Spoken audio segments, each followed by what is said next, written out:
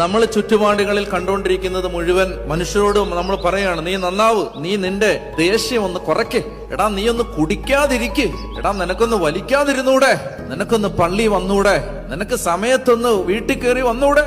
ഞാൻ നിങ്ങളോടൊരു സത്യം പറയാം, ഇത് നമ്മൾ പറയുന്നതിന് മുമ്പേ ഈ പാവപ്പെട്ട മനുഷ്യൻ അത് ചെയ്യണമെന്ന് ആഗ്രഹിക്കുന്നുണ്ട്. അയാൾക്ക് പറ്റാഞ്ഞിട്ടാണ്. ഒരു ജഡത്തിന് അത്രയും പവറൊക്കെ ഉള്ളൂ. ഒരു മനുഷ്യന് മാറ്റം വരണമെങ്കിൽ കൃപ വരണം. കൃപ.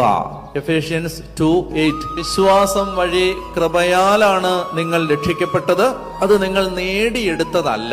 വിശ്വാസം വഴി കൃപയാലാണ്. കണ്ടോ ആ വാക്യത്തിന്റെ അർത്ഥം മനസ്സിലാവുന്നു? ഇപ്പം കൃപ എങ്ങനെ വരുന്നേ? വിശ്വാസം വഴി കൃപയാലാണ് നാം രക്ഷിക്കപ്പെടുന്നത്.